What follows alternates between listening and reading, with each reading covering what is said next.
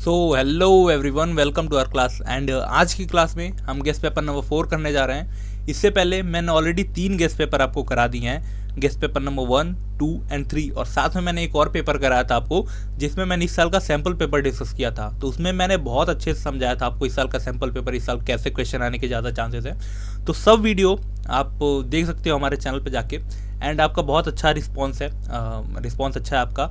और तो मैं ये उम्मीद करूँगा कि प्लीज़ आप इस चैनल को भी इस वीडियो को भी लाइक करेंगे और हमारे चैनल को सब्सक्राइब करेंगे।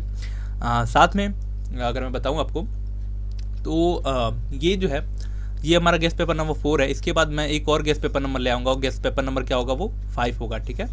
एंड देन 21 तारीख को ये 5वां गेस्ट पेपर 20 तारीख को आएगा। 21 तारीख को मैं एक वीडियो ले आऊँगा जिसमें मैं टॉपर के आंसर सीट को एनालाइज करूँगा, ठीक है। टॉपर के आंसर सीट को एनालाइज करूँगा आपके सामने वीडियो में। एंड देन आपको कुछ टिप्स दूंगा कि आपको कैसे आंसर लिखना है ताकि आप अपने जो फुल मार्क्स है वो स्कोर कर सकते हो, ठीक है। और साथ में आप अपनी फ़ोटो इस चमकदार गोल्डन हॉल ऑफ फेम पे कैसे लगा सकते हो। ये हमारा इस साल का हॉल ऑफ फेम है, इस पर कैसे आपकी फ़ोटो लग सकती है ये भी मैं आपको बताऊँगा, ठीक है। देखो, इस हॉल ऑफ फेम पे आपकी फ़ोटो लगाने के लिए सिंपली आपको क्या करना है, आपको अपने बोर्ड्स के एग्ज़ाम में 80% से ज़्यादा स्कोर करना है, ठीक है। एंड एक और कंडीशन है, आपको हमारे टेलीग्राम चैनल पे आपको मैसेज करके आपको बताना पड़ेगा कि भैया मैंने आपके यूट्यूब चैनल से पढ़ाई की थी एंड देन आप बहुत हेल्प मिली है और आपकी वजह से मैं स्कोर कर पाया, थोड़ी सा भी कंट्रीब्यूशन हो तो, ठीक है। इससे हमारा भी थोड़ा सा हेल्प हो जाएगा, तो समझ सकते हो आप, ठीक है। तो आपका इस हॉल ऑफ फेम पे ऐसे फ़ोटो लग जाएगी, ठीक है। चलो स्टार्ट करते हैं अपना लेक्चर। और इस वीडियो के एंड में मैं DU में आपको एडमिशन कैसे ले सकते हो, ठीक है। जैसे CUET 2025 का जो है नोटिफिकेशन ऑलरेडी आ चुका है, आपके फॉर्म फिलिंग भी स्टार्ट हो चुके हैं। तो जो CUET के थ्रू आप DU में एडमिशन कैसे ले सकते हो ये भी मैं एंड में डिस्कस करूँगा। आपके CUET के लिए क्या बोलते हैं, CUET के लिए जो आपकी जो स्ट्रेटजी होनी चाहिए या फिर आप क्या आपके लिए टिप्स हैं, कौन कौन से टॉपिक्स हैं, ये सब मैं एंड में डिस्कस कर लूँगा आपके लिए, ठीक है। तब तक के लिए चलिए स्टार्ट करते हैं अपना ये जो टॉपिक है हमारा। Question number 1। क्वेश्चन नंबर 1 में बोला गया है, the ASEAN way is a form of interaction that is. ASEAN way जो फॉर्म है आसियान कंट्रीज़ का, वो कौन सा इंटरेक्शन है? फॉर्मल इंटरेक्शन है, इंस्ट्रक्शंस है, इंटरेक्शन है, कन्फर्मेशन इंस्ट्रक्शंस है, प्रोवोटिव इंस्ट्रक्शन है या कोऑपरेटिव इंस्ट्रक्शन है, ठीक है। तो वो इंस्ट्रक्शन है कोऑपरेटिव, ठीक है। इंट्रैक्शन कोऑपरेटिव इंट्रैक्शन होता है, ठीक है। इसमें क्या होता है, आसियान में जो आसियान कंट्रीज़ हैं वो एक दूसरे के साथ कोऑपरेट करती हैं। किसमें? ट्रेड में, किसमें? इकोनॉमी में, किसमें? काउंटर टेररिज्म में, किसमें? ग्लोबल पॉलिटिक्स में, जियो पॉलिटिक्स में, ठीक है। क्वेश्चन नंबर 2 देखिए, विच one of the following country is not a founder member of ASEAN, ठीक है। आसियान का फाउंडर मेंबर कौन सा नहीं है, ठीक है। तो आसियान का फाउंडर मेंबर कौन सा नहीं है? म्यांमार नहीं है, ठीक है।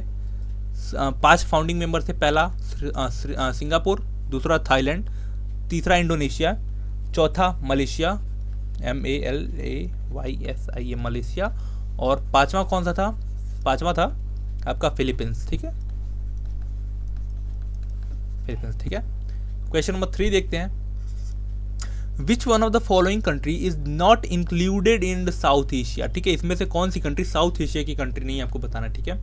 तो बांग्लादेश बिल्कुल साउथ एशिया की कंट्री है, ठीक है। भूटान साउथ एशिया की कंट्री है, मालदीव साउथ एशिया की कंट्री है, एंड चाइना साउथ एशिया का पार्ट नहीं है। क्यों? क्योंकि ये पार्ट है ईस्ट एशिया का, ठीक है, ईस्ट एशिया का, ठीक है।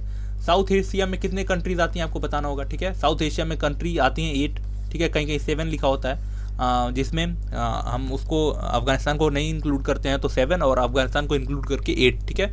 साउथ एशिया का जो रीजनल एसोसिएशन उसको क्या बोलते हैं? SAARC, South Asian Association for Regional Corporation, ठीक है, सार्क बोलते हैं, ठीक है। इसका जो इस्टेब्लिशमेंट जब हुआ था वो किस एक्ट के थ्रू हुआ था या फिर किस कॉन्फ्रेंस के थ्रू हुआ था, ये आपको बताना है, ठीक है। वो कहाँ पे हुआ था ये भी आपको बताना है कमेंट सेक्शन में, ठीक है। क्वेश्चन नंबर 4 देखते हैं, sorry. Arrange the following rulers of Pakistan in chronological order as per the period of their rules, ठीक है। आपको ये जो पाकिस्तान के रूलर्स हैं इनको क्रोनोलॉजिकल ऑर्डर में लगाना है कि सबसे पहले किसने किया, फिर दूसरे पे किसने किया, ठीक है, फिर तीसरे पे किसने किया, ये ऐसे करके आपको रूल करना है पीरियड के टाइम से, ठीक है। तो सबसे मैं अगर बताऊं तो सबसे आसान मेरे को लगा कि मुझे ये पता है कि जनरल जो परवेज़ मुशर्रफ हैं इन्होंने सबसे एंड में शासन किया था और इनका जो रूलिंग पीरियड था ये था 1999 था, ठीक है, 1999 से लेके 2008 तक, ठीक है। ये सबसे एंड में आएंगे, ठीक है। एंड में इसका कौन सा है? तीसरा है, ठीक है। तो ऑप्शन तो हमें पता चल गया कि तीसरा ये सबसे एंड में आएंगे। उसके बाद अगर मैं देखो जनरल जियाउल हक का, ठीक है, तो जनरल जियाउल हक कब से कब तक थे? ये थे 1970 से लेके कब तक? 1988 तक, ठीक है। बेनज़ीर भुट्टो, ठीक है, बेनज़ीर भुट्टो ये कब तक थी? कब तक थी? 1988 से लेके और कब तक? 90s तक, ठीक है। जुल्फ़िकार अली भुट्टो ये कब तक थे? 1973 से लेके 1977 तक, ठीक है। तो इसके लिए सबसे पहला ये, फिर दूसरा, फिर तीसरा एंड देन चौथा, ठीक है। क्वेश्चन नंबर 5 देखते हैं। Which one of the following is not considered as new source of threat to security, ठीक है। न्यू सोर्स ऑफ थ्रेट का मतलब क्या होता है? ट्रेडिशनल सिक्योरिटी का आपको मतलब पता होगा। ट्रेडिशनल थ्रेट का मतलब क्या होता था? जब दो कंट्री वॉर में जाते थे, ठीक है, दो कंट्री जैसे इंडिया और चाइना हो गए, ये एक दूसरे के साथ वॉर करते थे। इनके जो आर्मीज होती थी वो एक दूसरे के साथ फ्रंट में फाइट करती थी, ठीक है। इसको हम क्या बोलते हैं? ट्रेडिशनल सिक्योरिटी बोलते हैं, ठीक है। नॉन ट्रेडिशनल सिक्योरिटी या फिर जो न्यू सोर्स ऑफ थ्रेट है, ये कैसे हैं? जैसे हो गया टेररिज्म, मतलब छुप के वार करना। टेररिज्म जो इनोसेंट पीपल है, इनोसेंट सिविलियन है, उनको टारगेट करना, ठीक है। प्लेन को हाईजैक करना, उस टाइम पे प्लेन ही नहीं हुआ करता था, तो प्लेन को हाईजैक कैसे करेंगे, ठीक है। तो ये न्यू सोर्स ऑफ थ्रेट है, ठीक है। इसके थ्रू क्या होगा? इसके थ्रू आप गवर्नमेंट से नेगोशिएट करके अपनी बात मनवा सकते हो, ठीक है। यूज़ ऑफ ड्रोन्स, ये भी एक नया थ्रेट है हमारी कंट्री को लेके। आपको पता होगा जो ड्रोन से हमारे जो बॉर्डर होते हैं, ड्रोन से बॉर्डर के इस पार हमारे कंट्री में लोग ड्रग्स स्मगल करते हैं, हथियार स्मगल करते हैं, तो ये भी एक नया सोर्स ऑफ थ्रेट है, ठीक है। वॉर एक नया सोर्स ऑफ थ्रेट नहीं है, ये एक ट्रेडिशनल सोर्स ऑफ थ्रेट है, ठीक है। TRADITION, traditional source of threat, ठीक है। अगर मैं और बात करूं क्वेश्चन नंबर 6 की, क्वेश्चन नंबर 6 में बोला गया है an alliance is a coalition of a state that coordinate their action to deter और डिफेंड अगेंस्ट मिलिट्री अटैक, ठीक है। अलायंस क्या होता है? अलायंस एक कोलिशन होता है स्टेट का, जिसमें वो अपने एक्शन को डिफेंस, मतलब अपने स्टेट को डिफेंड करते हैं या फिर डिफेंड करते हैं या फिर काउंटर अटैक करते हैं किसी भी मिलिट्री अटैक के अगेंस्ट, ठीक है। जैसे इंडिया और चाइना ने एक वो बनाया, इंडिया और चाइना बोल रहा हूँ, इंडिया एंड यूएसए ने एक अलायंस बनाया, ठीक है। और क्या हुआ? जब चाइना ने इंडिया पर अटैक किया तो इंडिया क्या करेगा? इंडिया और जो यूएस होंगे ये एक अलायंस में है, तो एक दूसरे के साथ मिलके, मतलब दोनों मिलके चाइना के ऊपर अटैक करेंगे, ठीक है। तो अलायंस इसको बोलते हैं। रीजन क्या दिया हुआ इसका असर्शन का? Countries form alliance to increase their effective power relative to another country और अलायंस, ठीक है, बिल्कुल सही बात है।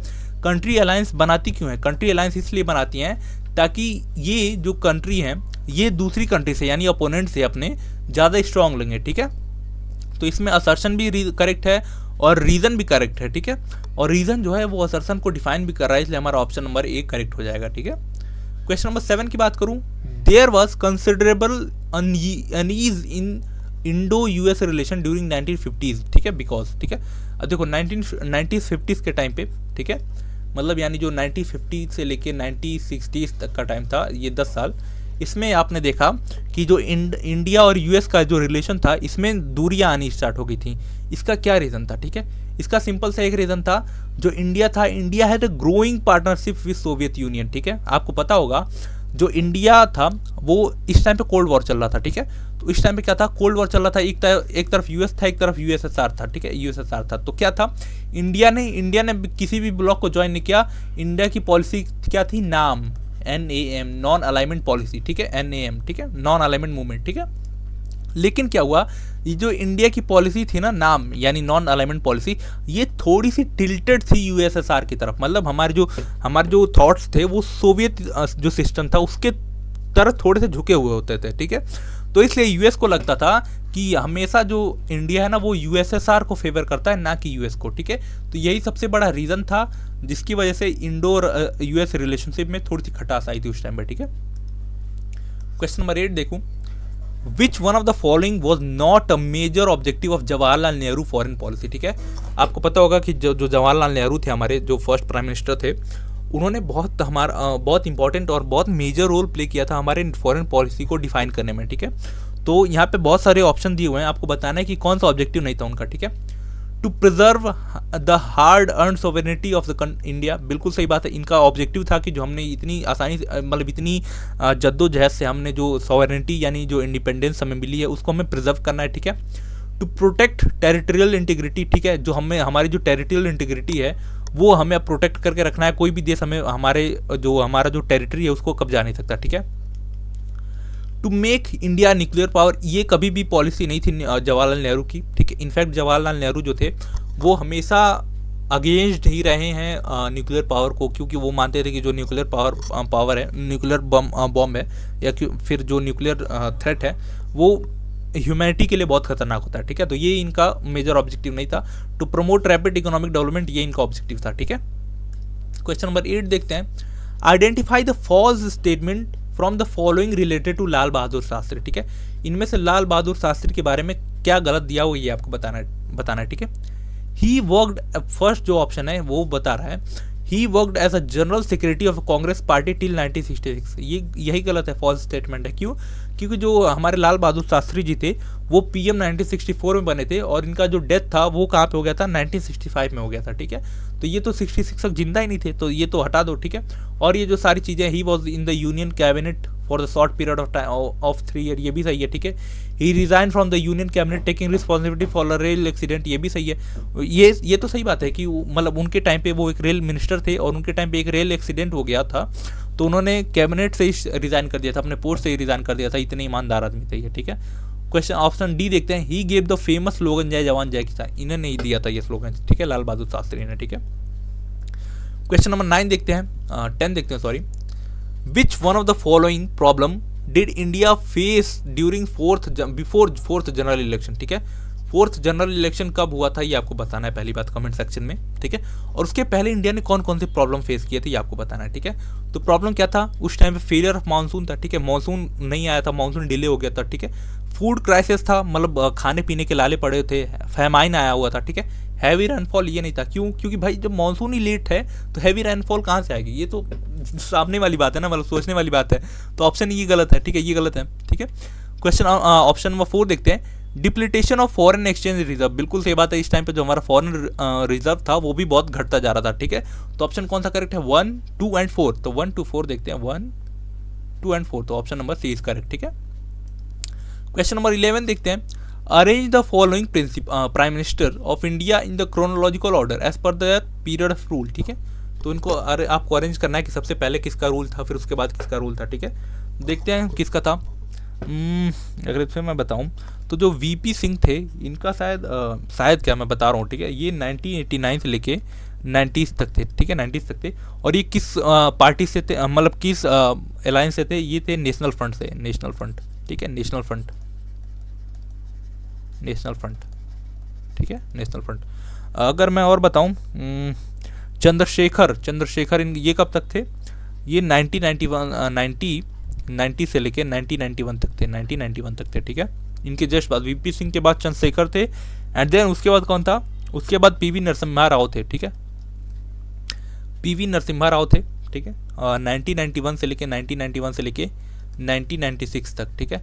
और इन्हीं के टाइम पे क्या हुआ था, लिबरलाइजेशन हुआ था, LPG, ग्लोबलाइजेशन, प्राइवेटाइजेशन और लिबरलाइजेशन, ठीक है, लिबरलाइजेशन, प्राइवेटाइजेशन एंड ग्लोबलाइजेशन इन्हीं के टाइम पे हुआ था, ठीक है।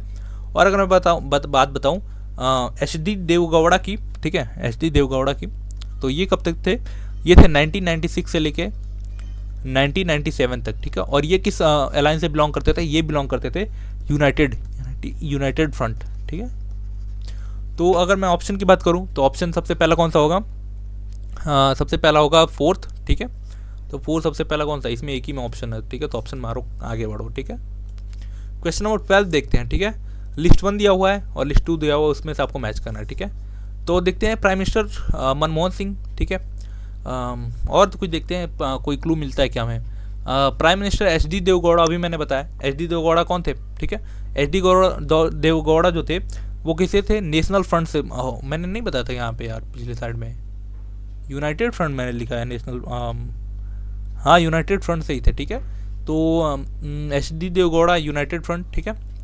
और प्राइम मिनिस्टर मनमोहन सिंह ये थे यूपीए से थे, यूपीए, ठीक है। और यूपीए का फुल फॉर्म क्या होता है? यूपीए, यूनाइटेड प्रोग्रेसिव अलायंस, ठीक है। और क्या था? Clear majority in 17th Lok Sabha. Clear majority मतलब यानी जो 17th लोकसभा थी ये कब थी? ये थी 2019 में, ठीक है, जिसमें बीजेपी ने जीता था, ठीक है। इसको किसने जीता था? नेशनल डेमोक्रेटिक अलायंस, ठीक है, एनडीए, ठीक है, नेशनल डेमोक्रेटिक अलायंस, ठीक है। और इम्प्लीमेंटेशन ऑफ मंडल कमीशन, ठीक है, implementation of the recommendation of Mandal commission, ये कब हुआ था?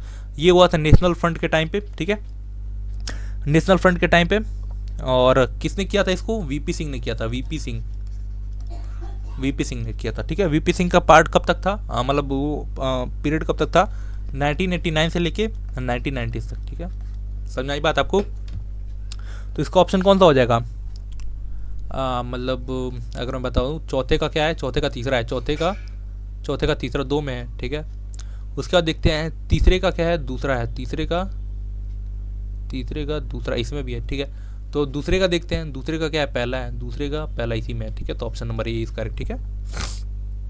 चलो यहाँ से क्वेश्चन नंबर 2 नंबर के क्वेश्चन स्टार्ट होते हैं, ठीक है। ध्यान रखना, explain any 2 factors that are responsible for Pakistan failure in building democratic stable democracy, ठीक है।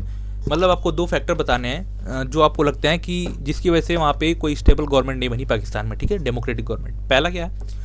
Dominance of military and bureaucracy, ठीक है। वहाँ पे जो पॉलिटिकल सिस्टम होता है ना, वहाँ पे बहुत ज़्यादा डोमिनेंस होता है मिलिट्री का, ठीक है, ब्यूरोक्रेसी का, ठीक है।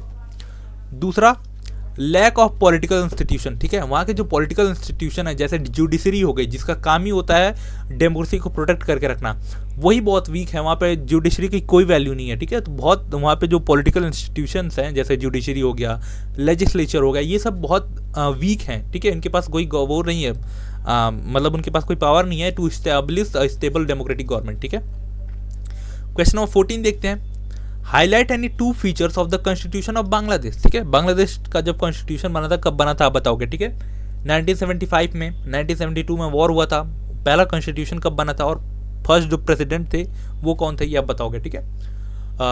जो पहला मैं बताऊँ, इसका जो फीचर है पहला है पार्लियामेंट्री डेमोक्रेसी, ठीक है। पार्लियामेंट्री फॉर्म ऑफ गवर्नमेंट इन्होंने बनाई थी, ठीक है, जिसमें prime minister is the head of government, ठीक है। प्रेसिडेंट, और सिंपल सा जैसे इंडिया है ना, जो गवर्नमेंट के हेड होते हैं वो कौन होते हैं? प्राइम मिनिस्टर होते हैं, और जो कॉन्स्टिट्यूशनल हेड होते हैं वो कौन होते हैं? प्रेसिडेंट होते हैं, ठीक है।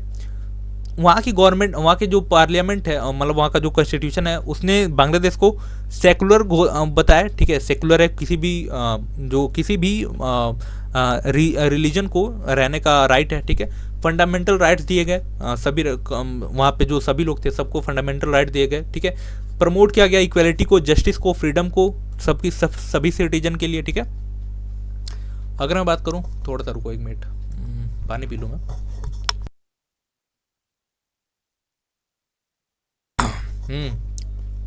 चलो क्वेश्चन नंबर 15 देखते हैं, state any 2 advantages of international organisation like UNO, United Nation organisation. आपको कोई 2 एडवांटेज बताने हैं इंटरनेशनल ऑर्गेनाइजेशंस के, ठीक है, बताओ आप। पहला क्या होगा? पहला पीस एंड सिक्योरिटी। देखो 2 मार्क्स के क्वेश्चन है, 2 पॉइंट लिखोगे बहुत है, ठीक है। पहला पीस एंड सिक्योरिटी, ठीक है। इंटरनेशनल ऑर्गेनाइजेशन क्या करते हैं, जो यूनाइटेड नेशन है हमारा, वो मेंटेन करता है international peace and security by resolving conflict through diplomatic means, ठीक है। मतलब अगर किसी 2 देश के बीच में कॉन्फ्लिक्ट है तो जो यूएन है वो क्या करेगा? डिप्लोमेटिक चैनल के थ्रू उसको सॉल्व कराएगा, ठीक है। दूसरा, ह्यूमैनिटेरियन असिस्टेंस, ठीक है। जैसे आपको पता होगा, जैसे बहुत सारे ऐसे अफ्रीका के देश हैं जहाँ पे पीने का पानी नहीं है, खाने के पैसे नहीं है, ठीक है। तो वहाँ पे क्या करेगा यूएन वहाँ पे क्या करेगा? अपने ह्यूमैनिटेरियन असिस्टेंस प्रोवाइड करेगा, वहाँ पे खाना भेजेगा, वहाँ पे दवाइयाँ भेजेगा, ठीक है। It provide aid and support during natural disaster, conflict and humanitarian crisis, ठीक है, वर्ल्ड वाइड, ठीक है। क्वेश्चन नंबर 16 देखते हैं, who was the main architect of second 5-year plan, ठीक है। सेकंड 5-year प्लान का मेन आर्किटेक्ट कौन था? And what did the second 5-year plan stress up, ठीक है। मतलब सेकंड 5-year प्लान का मेन आर्किटेक्ट कौन था, और सेकंड 5-year प्लान किस पे फोकस करता था, ये आपको बताना, ठीक है। तो फर्स्ट जो आंसर है, जो मेन आर्किटेक्ट कौन थे? पीसी महानलोबिस थे, ठीक है। Who was the chief architect of second 5 year plan, आपको फर्स्ट 5 ईयर प्लान का जो चीफ आर्किटेक्ट थे वो बताना है आपको, ठीक है। इसमें फोकस ऑफ दिस प्लान, मतलब इस प्लान में किस पे हमने फोकस किया था, इस पे हमने फोकस किया था रैपिड इंडस्ट्रियलाइजेशन पे, ठीक है, particularly in the development of heavy industries and the public sector, ठीक है, समझ में ये बात आपको। क्वेश्चन नंबर 17 देखते हैं, explain the means of the term defection in the politics, ठीक है। डिफेक्शन का मतलब क्या होता है आपको बताना है, ठीक है। तो अगर मैं मीनिंग की बात करूँ डिफेक्शन की, तो defection in politics refer to an elected representative switching alliance from one party on whose ticket they were elected to another party, ठीक है। जैसे मैं एग्जांपल सिंपली बताऊं आपको, जैसे बीजेपी कोई एक एमएलए है, ठीक है, एमपी है, बीजेपी से उसको टिकट मिली, ठीक है, बीजेपी से उसको टिकट मिली, एंड देन जब उसने जीत लिया, मतलब उसने अपना इलेक्शन है जो जीत लिया उसने, तो उसने क्या किया, अपनी अलायंस बदल ली, वो कांग्रेस में चला गया, ठीक है। तो इसी को क्या बोलते हैं, इसी को हम बोलते हैं डिफेक्शन, ठीक है, दल बदल, ठीक है, हिंदी में। और इसका मतलब इसको रोकने के लिए क्या है हमारे पास, उसको रोकने के लिए है हमारे पास एंटी डिफेक्शन लॉ, ठीक है। The 10th schedule of Indian constitution 1985 में ऐड हुआ था, disqualify the member who defect to the another party to prevent political instability, ठीक है। मतलब ऐसा जो लोग करेंगे ना, उनका जो उनको वो जो मेंबर होंगे उनको डिस्क्वालीफाई कर दिया जाएगा, मतलब उनको उनके पोस्ट से ही हटा दिया जाएगा, ठीक है, ऐसा जो लोग करेंगे, ठीक है। फिर भी लोग करते हैं भाई, लूप होल ढूंढ लेते हैं सभी लोग, इंडिया में कमी थोड़ी है लूप होल की, ठीक है। क्वेश्चन नंबर 18 देखते हैं, explain any 2 changes that come in Indian politics after 2014 as compare to the period 1989 to 2014, ठीक है। अब देखो 2014 के बाद से इंडिया में क्या है, इंडिया में जो पॉलिटिक्स है वो स्टेबल है, ठीक है। इस पीरियड ऑफ टाइम में क्या था, 1989 से 2014 तक कोalition गवर्नमेंट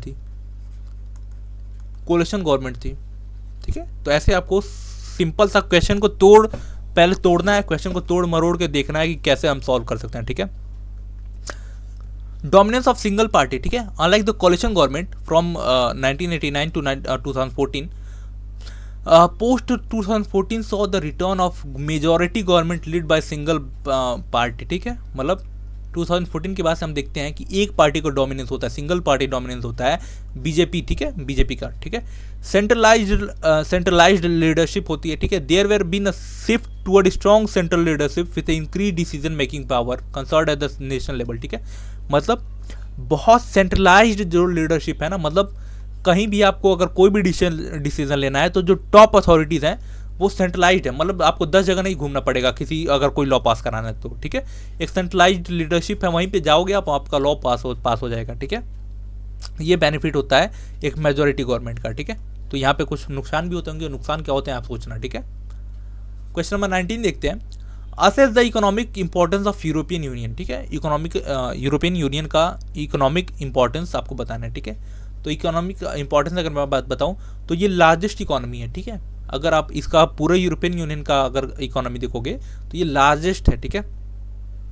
और अगर मैं बात करूँ सिंगल मार्केट है, मतलब यूरोपियन यूनियन का जितने भी कंट्री है ना वो सिंगल मार्केट है, उनको आप देश अलग अलग मत देखो, उनको आप सिंगल मार्केट देखो। अगर आपको सभी देशों में क्या करना है, वो ट्रेड करना है तो आपको यूरोपियन यूनियन से परमिशन लेनी पड़ेगी, और अगर यूरोपियन यूनियन ने आपको परमिशन दे दी तो आप यूरोपियन यूनियन के जितनी भी कंट्री हैं सब में पार्टिसिपेट हो, सब में ट्रेड कर सकते हो, ठीक है।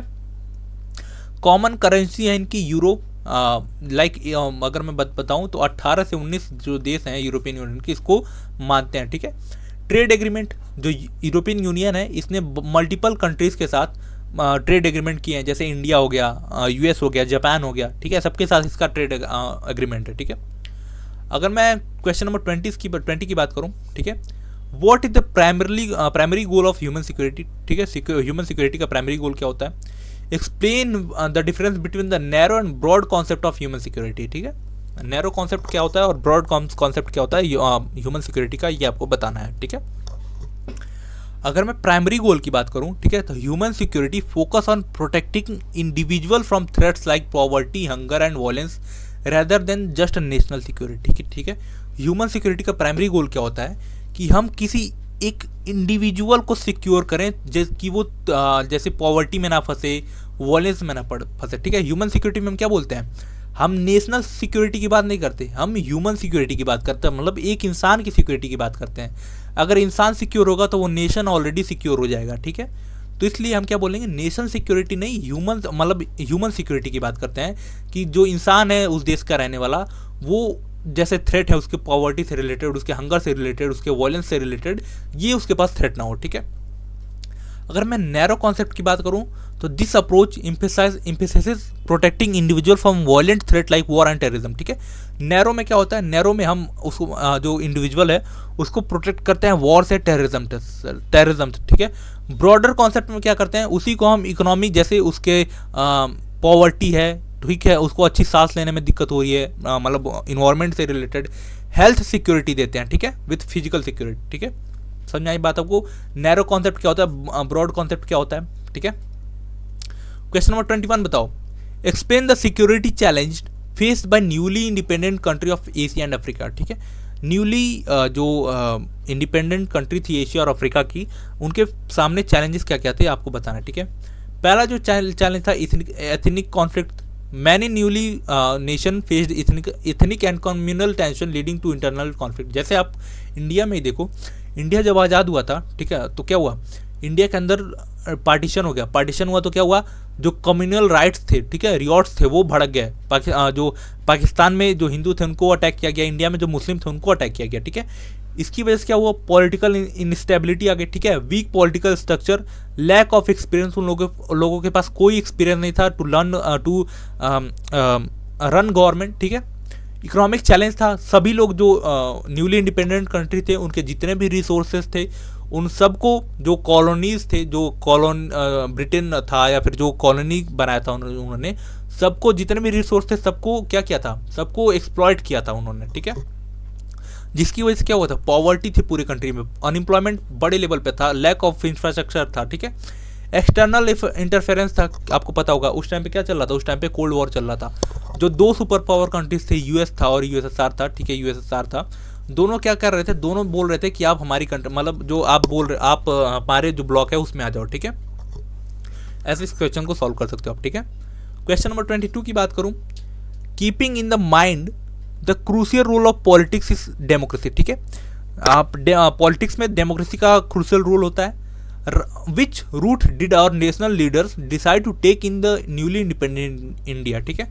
अब डेमोक्रेसी को इस्टेब्लिश करने के लिए, मतलब हमारे जो कंट्री है उसको प्रॉपर पॉलिटिक्स, मतलब प्रॉपर गाइडेंस के थ्रू, या फिर आप सोच सकते हो कि प्रॉपर चलाने के लिए जो हमारे न्यूली जो नेशनल लीडर्स थे उन्होंने कौन सा रूट अपनाया था, ठीक है। तो पहला क्या उन्होंने रूट अपनाया था, एडॉप्टिंग ऑफ डेमोक्रेसी, ठीक, एडॉप्शन ऑफ डेमोक्रेसी, ठीक है। इन्होंने क्या अडॉप्ट किया था, डेमोक्रेसी, डेमोक्रेटिक सिस्टम अडॉप्ट किया था विथ यूनिवर्सल एडल्ट फ्रेंचाइज, ठीक है, यूनिवर्सल एडल्ट सफरेज, मतलब 18 साल से जितने भी बड़े लोग हैं सबको वोटिंग का राइट होगा, ठीक है।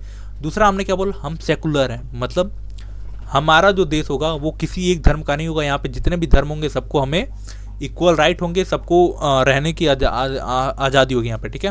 फेडरल स्ट्रक्चर, ठीक है, सेंटर और स्टेट के बीच में जो बैलेंस ऑफ पावर होगा, ठीक है, वो हमने बहुत अच्छे से मेंशन किया अपने कॉन्स्टिट्यूशन में, ठीक है।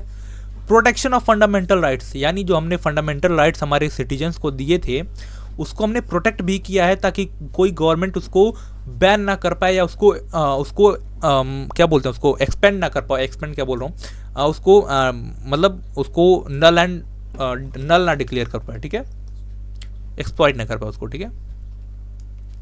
आगे चलते हम देखते हैं question number 23, highlight the role of Jawaharlal Nehru in the foreign policy of India, ठीक है। जवाहरलाल नेहरू आपको पता है कि उन्होंने बहुत इंपॉर्टेंट रोल प्ले किया था हमारे फॉरेन पॉलिसी में, और आज तक आप देखते हो कि उन्हीं का जो फॉरेन पॉलिसी है वो हमने आज तक अडॉप्ट किया है। हम किसी की तरफ टिल्टेड नहीं होते, हम अपने नेशनल इंटरेस्ट को सबसे ऊपर रखते हैं, ठीक है। तो उसी टाइम का आप देखोगे कि हमारे पास अभी भी फॉरेन पॉलिसी है, ठीक है। तो उनका सबसे पहला क्या फॉरेन पॉलिसी थी, पॉलिसी ऑफ नॉन अलाइनमेंट। उस टाइम पे आपको कोल्ड वॉर चल रहा है, ठीक है, दोनों जो ब्लॉक हैं वो बोलते हैं कि आप मेरे में आ जाओ, मेरे में आ जाओ, लेकिन नेहरू जी ने क्या बोला, हम नॉन अलाइंड है, ठीक है, हम किसी के साथ नहीं जाएंगे। ऐसी इंडिपेंडेंस का क्या ही फ़ायदा है जब इंडिपेंडेंस होने के बाद भी मैं किसी एक ब्लॉक को चला गया, ठीक है। मैं उस ब्लॉक में चला जाऊंगा तो मेरी सारी जो डिसीजन होगी उनके खिलाफ, मतलब उनके थ्रू होंगी, ठीक है, कि मुझे किससे और लड़ना है, क्या लड़ना है, किसके थ्रू जाना है, कहाँ पे जाना है, ठीक है। तो ऐसा इन्होंने बोला था, ठीक है, मतलब नॉन अलाइनमेंट पॉलिसी अपना के, ठीक है। अगर मैं सेकंड पॉइंट की बात करूँ तो सपोर्ट फॉर डी कॉलोनाइजेशन, ठीक है। डी कॉलोनाइजेशन का मतलब जितने भी उस टाइम पे जो कॉलोनाइज कंट्रीज थी उनको डी कॉलोनाइज कराने के लिए सपोर्ट कर रहे थे नेहरू जी, ठीक है, कि कोई भी जो कंट्री कॉलोनी बनी हुई है उसको कॉलोनी नहीं रहने देंगे हम, ठीक है। स्ट्रेंथिंग टाई विथ नेबर्स, ठीक है। नेहरू जो थे वो चाइना के साथ और पाकिस्तान के साथ अपना जो टाई है, मतलब जो अपना रिलेशन है वो मजबूत करना चाहते थे। क्यों? क्योंकि अगर पड़ोसी खुश रहेगा तो हमारे देश में भी खुशहाली रहेगी, अगर पड़ोसी हरामजादा रहेगा तो हमारे देश में दिक्कत होती रहेगी, ठीक है, जैसे आज होती है, ठीक है। क्वेश्चन ऑफ अगर मैं 4 की बात करूँ, प्रमोशन ऑफ वर्ल्ड पीस, ठीक है। इंडिया ने क्या किया? इंडिया ने यूएन का सपोर्ट किया, ठीक है। जितने भी इंटरनेशनल लॉ हैं सबको सपोर्ट करता है, जो जितने भी कॉन्फ्लिक्ट होते हैं उनको डिप्लोमेटिक चैनल के थ्रू सॉल्व करने की बात करता है इंडिया, ठीक है। तो ये जितनी भी चीज़ें आज हम देखते हैं ना हमारी इंडियन फॉरेन पॉलिसी में, ठीक है, जितनी भी चीज़ें आप देखते हो कि जो हमारे एस जयशंकर हैं या जो भी है, इससे पहले जो सुषमा स्वराज थी, ठीक है, लेट सुषमा स्वराज, वो भी जो फॉलो करती थी वो किसकी पॉलिसी थी? वो जवाहरलाल नेहरू की पॉलिसी थी, ठीक है। अगर मैं बात करूँ सेक्शन डी, तो ये क्या है? एक पैसेज है, ठीक है, पैसेज से क्वेश्चन आपको करना है, ठीक है। मैं पैसेज नहीं देखूंगा, मैं सॉल्व करता हूँ, क्वेश्चन देखता हूँ सॉल्व होता है या नहीं, ठीक है। क्वेश्चन नंबर 1 देखते हैं, which one of the following is not a dimension of globalisation, ठीक है। तो डायमेंशन ऑफ ग्लोबलाइजेशन आपको पता है पॉलिटिकल है, कल्चरल, इकोनॉमिकल है, बट इथनिकल नहीं है, एथनिक नहीं है, एथनिकल नहीं है, ठीक है। तो ये समझ में आ गया, ठीक है। और अगर मैं बात करूँ क्वेश्चन नंबर 2 की, which one of the following statement related to globalisation is not correct, ठीक है। नॉट करेक्ट बताना है आपको, ठीक है। जहाँ पे ऐसे वर्ड दिखे ना आपको पेंसिल लेके ही रीड करना है, हाईलाइट कर लेना है, ठीक है। तो अगर मैं बात करूँ, ये तो ठीक है, globalisation affect the culture of national different countries, ये भी सही है, ठीक है। It affect all over the world equally, नहीं, बिल्कुल गलत बात है। ऐसा इक्वली ग्लोबलाइजेशन की वजह से इक्वली सबको बेनिफिट नहीं हुआ है। ग्लोबलाइजेशन की वजह से बहुत सारी कंट्रीज ने बहुत तरक्की की है और कई सारी कंट्रीज को इसका नुकसान भी हुआ है, तो ठीक है। तो ऑप्शन नंबर सी इसका करेक्ट हो जाएगा, ठीक है। क्वेश्चन नंबर 3 देखते हैं, globalisation as a concept does not deal with which one of the following, ठीक है। ग्लोबलाइजेशन ऐसा कॉन्सेप्ट इसमें से किसके साथ डील नहीं करता? फ्लो ऑफ आइडिया, ग्लोबलाइजेशन की वजह से आइडिया का फ्लो होता है, बिल्कुल सही बात है। कैपिटल का भी फ्लो होता है, लोगों का भी फ्लो होता है, बट रिवर के फ्लो से इसका कोई रिलेटेड नहीं है, वो रिलेशन नहीं है, ठीक है। क्वेश्चन नंबर 4 अगर हम देखें, the impact of globalisation is vastly, ठीक है। ग्लोबलाइजेशन का जो इम्पैक्ट है वो कैसा हुआ है? इवन हुआ है, ठीक है, नहीं हुआ है। अनइवन हुआ है, बिल्कुल हुआ है। डिस्क्रिमिनेटरी, ठीक है, डिस्क्रिमिनेटरी नहीं हुआ है। रीजनल नहीं हुआ है। देखो अभी ये क्वेश्चन का बहुत सारे बच्चे बोलेंगे कि आंसर तीनों हो सकते हैं, जैसे अनइवन भी हो सकता है। ग्लोबलाइजेशन का इम्पैक्ट क्या हुआ है? अनइवन हुआ है, मतलब हर देश को इक्वल जो उसका मिलता है बेनिफिट वो नहीं मिला है, ठीक है। डिस्क्रिमिनेटरी मतलब डिस्क्रिमिनेशन भी हुआ है इसमें, ठीक है, कि कुछ कंट्री को बहुत ज़्यादा बेनिफिट मिला है, कुछ कंट्री को बिल्कुल नहीं मिला है, ठीक है।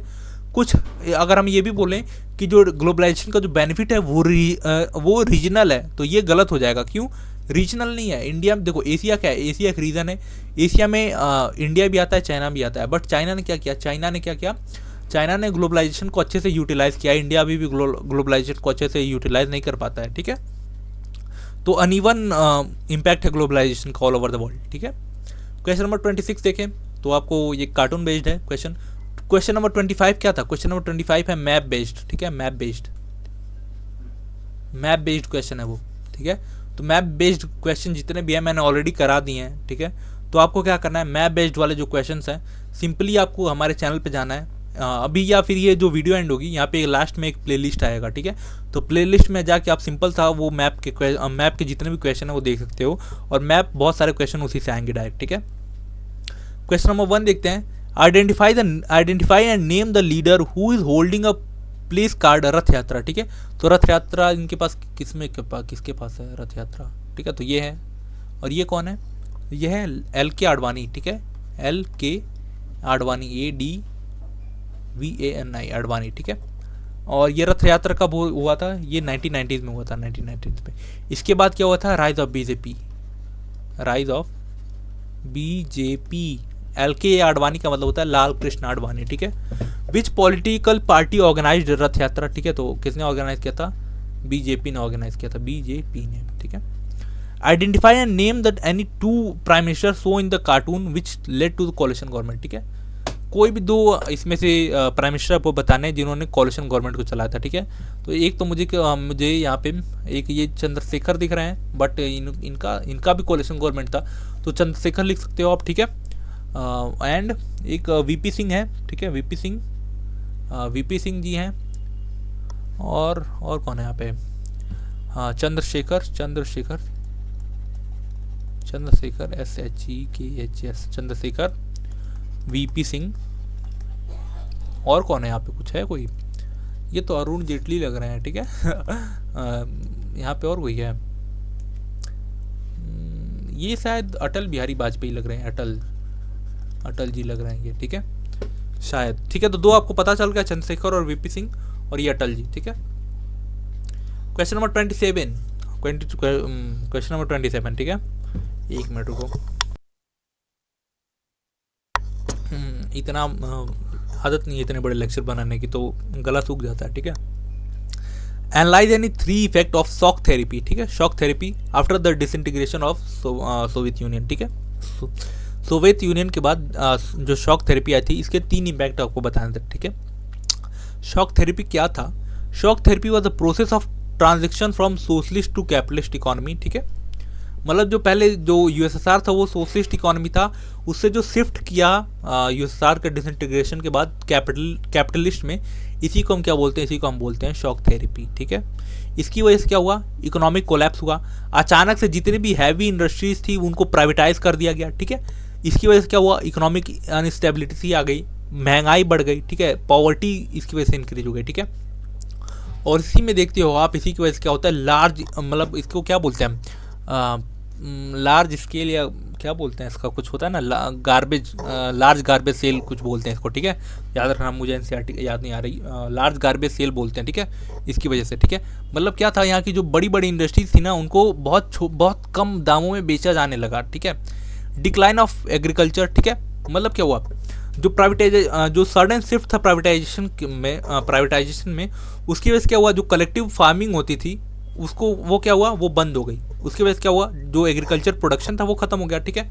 राइज ऑफ ओलिगार्की का मतलब क्या था, ओलिगार्की का मतलब यहाँ पे राजा महाराजाओं से नहीं है, वहाँ का मतलब है ओलिगार्की का, जो वेल्दी इंडिविजुअल्स थे उन्होंने वहाँ का जो मेजर इंडस्ट्रीज था उन पर कंट्रोल बना लिया, ठीक है।